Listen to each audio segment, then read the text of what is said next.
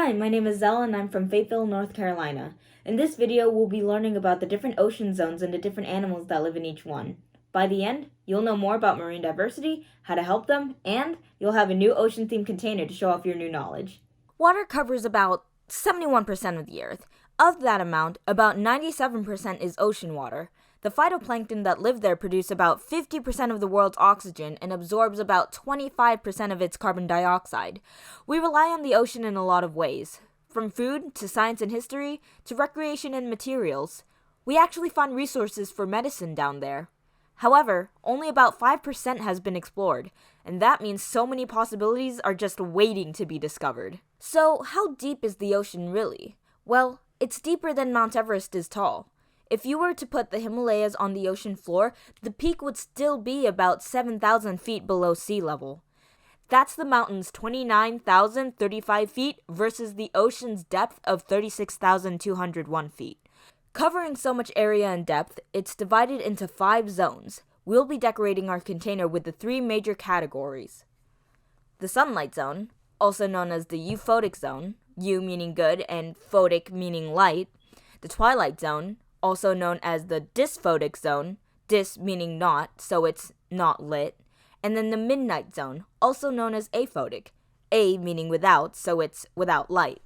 To get started on this project, you'll need a tall empty container. I used Lysol wipes, but you can use something else like an oatmeal container.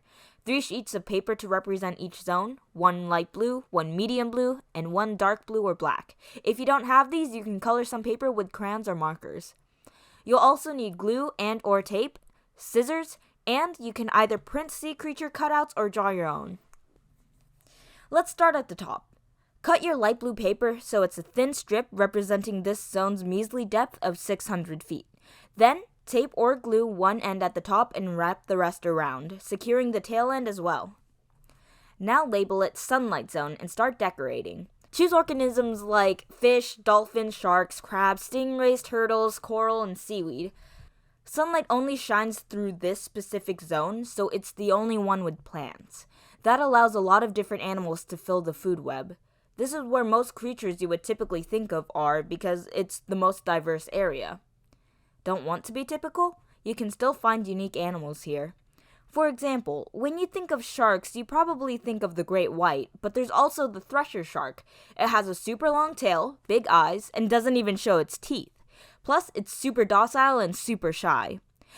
Speaking of being bashful, there's also a type of crab in this zone called the shame-faced crab.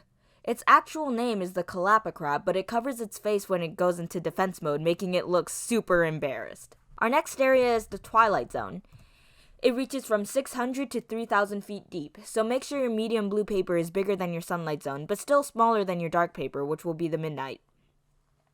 Place it right below your first paper and repeat the process. Secure it, wrap it, secure the rest, and decorate. This area is where you start seeing the freaky looking creatures, but also the pretty bioluminescent ones. So choose animals like octopuses, squids, and jellyfish. Bioluminescence is when an organism emits light from their own body. It's used for locating food and self-defense techniques such as camouflage or blinding predators. Some bioluminescent species are the glowing sucker octopus, the firefly squid, and the red paper lantern jellyfish. If you play Animal Crossing New Horizons, you might be familiar with some other deep-sea creatures like the sea butterfly, the oarfish, and the barrel-eye fish. Now, let's move on to our final zone, the Midnight Zone. It's the largest, coldest, and darkest zone, and it has the highest pressure. Pay homage to this mysterious area with your darkest and largest paper, repeating the steps of the other zones above. Choose the freakiest animals you can find, like the anglerfish, the loose jawfish, and the giant squid. Because of the extreme circumstances, barely anything lives down here. Animals are mostly small, squishy, blind, dark-colored, and have large teeth. They can't use a lot of energy, so they have to make sure that they get a tight grip on whatever prey comes their way. Most of their food is organic matter that drips down, but they still hunt each other. Sperm whales can also be found here because they travel between zones, hunting squids below and helping cycle nutrients above. Congrats on reusing materials and making a brand new container. The 3 R's are ways you can help out the ocean and all the weird and fun creatures that live there, no matter how ugly they are. Each species is incredibly important, and their habitat is too. They make their environment the most unique and mysterious ecosystem on the planet, but it can all go away if humans keep harming it. Climate change is making the ocean more acidic. Animals are eating plastic pollution. Some species are being overharvested, throwing the food web off balance. If you want to help out, recycle. The less trash in the ocean, the better. Take care of local waterways. Everything finds its way to the sea eventually. Don't interfere with wildlife. Call a local wildlife center if something needs help. And finally, learn as much as possible. The more you know, the more you can help. Ask your parents to help you get involved.